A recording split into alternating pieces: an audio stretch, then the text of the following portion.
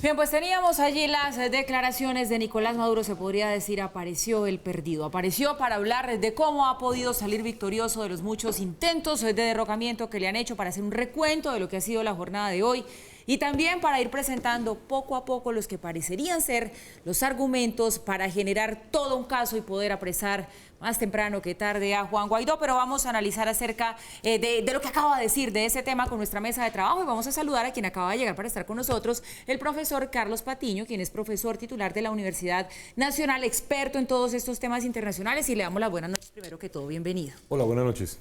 Bueno, Mauricio, ¿qué decir? ¿Qué decir de lo que acabamos de escuchar? Porque antes de que apareciera Nicolás Maduro uno decía se empató la oposición con el régimen de Nicolás Maduro, pero ya él aparece como si nada. ¿El balance cambió? Paula, incluso antes de que apareciera Nicolás Maduro, yo no diría que se había empatado la oposición. Uno lo que había visto, no vamos a hacer un recuento, ustedes han visto todos los hechos, el mismo Nicolás Maduro acaba de hacer un recuento de los hechos muy a su estilo, desde su perspectiva, pero en todo caso con ciertas precisiones fácticas. En primer lugar, Juan Guaidó aparece con Leopoldo López y un grupo de militares reducido, convocando más militares para que empiecen a apoyar la causa, la Operación Libertad, y convocando al pueblo para que salga a las calles, no de manera muy entusiasta, pero como esperando a que sucediera algo, como tratando de entrar a la base aérea de La Carlota, y va pasando la mañana y como que nada pasa, ni se van aglutinando muchos militares alrededor de Juan Guaidó, ni tampoco logran entrar a la base militar de la base aérea de La Carlota, y las cosas van evolucionando y la gente dice, pero ¿esto qué es tan raro? Ni siquiera hay una movilización popular muy grande, y el mismo Juan Guaidó parecía como que hasta que apareció en las cámaras, parecía un poco desconcertado porque no terminaba sucediendo nada. Nos vamos a pasar varias horas hacia adelante, hasta las horas de la tarde, cuando hay otra pieza importantísima del rompecabezas. Aparecen funcionarios de Estados Unidos, por una parte habló Mike Pompeo, por otra parte Bolton también, John Bolton, por otra parte existió un Twitter de Donald Trump, todos diciendo, todos en un mismo sentido. Número uno, parecería que había un acuerdo entre Nicolás Maduro y la oposición para que Nicolás Maduro saliera del poder. Número dos, dice el gobierno de Estados Unidos que Nicolás Maduro no salió del poder por presiones de los rusos, lo convencieron, según Estados Unidos, para no salir del poder. Número tres, terminan diciendo del gobierno de Estados Unidos, la van a pagar los rusos, lo dijo en ese caso Elliot Abrams, pero por otra parte dicen, también a Cuba, y este es el mensaje de Donald Trump, se le va a hacer un bloqueo económico total si sigue apoyando a Nicolás Maduro. Ahí no había aparecido Nicolás Maduro y todos nos preguntábamos, ¿quién está mandando en Venezuela? ¿Está mandando, por una parte, Vladimir Padrino? ¿No está mandando Vladimir Padrino? ¿O será que están mandando los rusos o los cubanos? ¿Qué es lo que está sucediendo? Aparece Nicolás Maduro y hace el recuento que ustedes acaban de oír, que dice sencillamente, vea, aquí están los militares.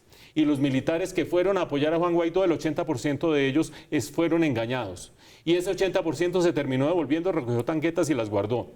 Y ellos son unos golpistas y empezaron a generar estos problemas de orden público que acaba de decir Paula, que empieza a configurar el caso para terminar apresando a Juan Guaidó. Creo yo que los hechos terminan mostrando que todos los indicios que tenía la oposición y el gobierno de Estados Unidos, según los cuales Vladimir Padrino, según los cuales Michael Moreno del Tribunal Supremo de Justicia, según los cuales Rafael Hernández de la Guardia Presidencial, estaban listos a desertar y a dejar solo a Nicolás Maduro. Y esos testimonios de los funcionarios de Estados Unidos, según los cuales Nicolás Maduro estaba listo para irse, pues terminaron absolutamente en nada. Y darían la idea que si esa era la versión que tenía el gobierno de Estados Unidos y esa era la versión que tenía Juan Guaidó, les mamaron gallo, y me perdonan la expresión, pero los engañaron y de alguna manera configuraron esta escena para que Juan Guaidó terminara totalmente implicado en operaciones que ya Nicolás Maduro está señalando como un objetivo para la Fiscalía de la Nación para terminar investigándolo y quizás terminar apresándolo. Una de dos: o todo el escenario es mucho más complejo de lo que parece, están mandando los rusos o los cubanos en interpuesta persona y Nicolás Maduro es apenas un superviviente con pocas horas por delante en el poder, o Nicolás Maduro está supremamente atornillado y le hicieron una trampa a la oposición y a los Estados Unidos para terminar inculpándolos. Ese es más o menos el balance, Paula, que uno puede hacer en este momento, porque todo es rarísimo en medio de todo. Sí, justamente, pues con relación a eso, profesor Patiño, ¿nos sigue siendo extraño que Nicolás Maduro aparezca solo hasta esta hora? ¿Podemos seguir pensando que hay algo detrás que no está muy claro? No, es que yo estoy absolutamente confundido, comparto con la descripción que hace Mauricio, la posición que hace Mauricio, Porque realmente el hecho de que Maduro aparezca solo a última hora del día, ya era raro que no apareciera, que aparezca a última hora es muy difícil, muy extraño, pero adicionalmente aquí hay que enfatizar algo. Tenemos la imagen del payaso Nicolás Maduro, pero lo que hemos visto en los últimos meses es que no es ningún payaso. Es un estratega serio, muy de fondo, con una claridad importante en lo que está haciendo. No es descartable que esto sea, digamos, una especie de engaño de los chavistas a Guaidó y a los otros. Solo no me encaja una pieza y es la liberación de Leopoldo López. ¿Por qué se libera a Leopoldo López? Porque Leopoldo López sí es una figura muy importante. Guaidó es del movimiento de López y Leopoldo López se supone que va y se refugia en la embajada de Chile hasta donde supimos hasta hace 3 o 4 horas, estaba allí en esa embajada y obviamente refugiado. Lo actualizó, salió y ahora se fue para la embajada de España. Bueno, ya no está en ahí Chile. Entonces, en ese, digamos, es el último asunto que está en esa condición. Sin embargo, eso quiere decir que sigue buscando protección internacional, claro. Lo que es, digamos, una pieza que no encaja del todo allí. El otro asunto que es evidente es que si por un lado es cierto que no hubo más de 60 o 70 militares apoyando a Guaidó, también es cierto que no vimos en ninguna parte salidas masivas de los militares, tampoco vimos una respuesta masiva de un apoyo masivo a Nicolás Maduro, tampoco las grandes manifestaciones que en otro momento hemos visto apoyando a Nicolás Maduro tampoco hubo. Otro detalle importante era Diosdado Cabello pidiendo que las milicias, no los militares, rodearan el Palacio Miraflores, lo que uno dice, ¿esto qué significa? ¿Esto qué va a pasar? Desde mi perspectiva, muy intuitivamente, creo que este es un asunto que aún sigue en proceso, que no se ha cerrado. Aquí hay capítulos que vamos a ver a lo largo de la noche, quizás y en la madrugada de mañana. Y además esto está marcado por otro elemento clave, y es que el jueves va a haber un debate importante en el Consejo Permanente de la OEA sobre qué significa Venezuela en la seguridad hemisférica. Y esto obviamente, pues uno dice, es una coincidencia. Sí, ahora me queda la duda hasta qué punto es una coincidencia, y la salida de John Bolton fue muy contundente, no solo lo que afirmaba Mauricio, sino que además John Bolton vuelve y dice hoy en la tarde que la salida militar es una opción que sigue estando sobre la mesa. Yo creo que el panorama es muy confuso. Ahora, el relato que acaba de hacer Nicolás Maduro es absolutamente coherente, es absolutamente claro sobre que van por Guaidó y lo van a apresar con un riesgo de fondo muy importante. Los 50 o 60 países que dieron reconocimiento a Guaidó no se lo han retirado, siguen dándole el reconocimiento a Guaidó.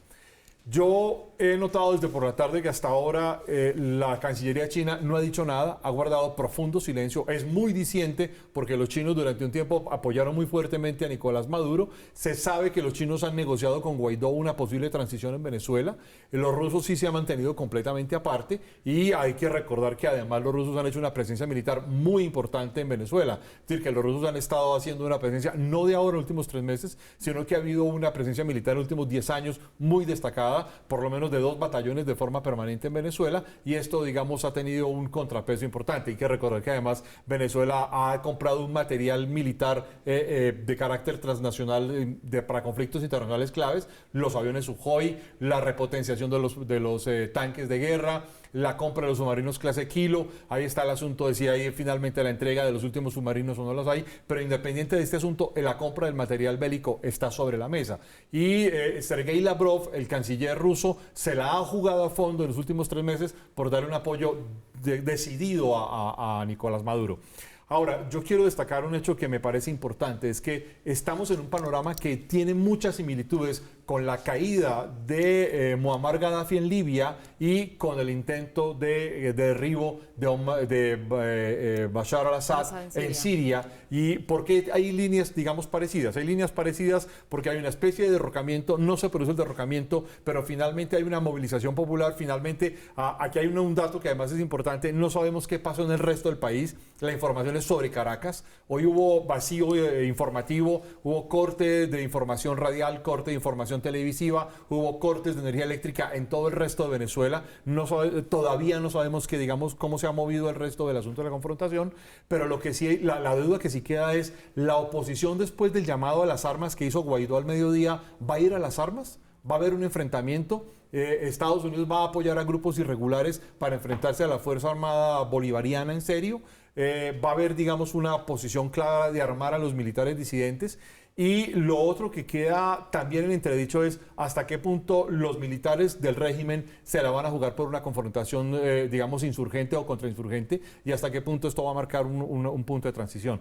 Yo quedo realmente, digamos, confundido y preocupado por lo que implica esta aparición de Maduro, porque pone en entredicho además la versión de Mike Pompeo, si era verdad o no que se iba a ir en la mañana Maduro de Venezuela. Había un avión, no lo había, se iba a ir a Cuba, se iba a ir a Turquía, como se ha dicho en otros momentos. ¿Qué es lo que va a pasar allí? La duda es grande.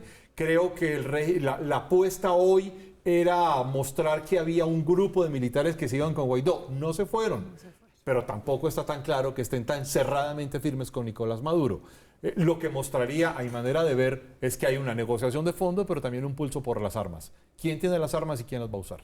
Profesor, en ese análisis que usted hace, ¿en dónde encaja la pieza de Donald Trump donde habla de Cuba y la amenaza con un bloqueo total si sigue soportando al régimen de Maduro?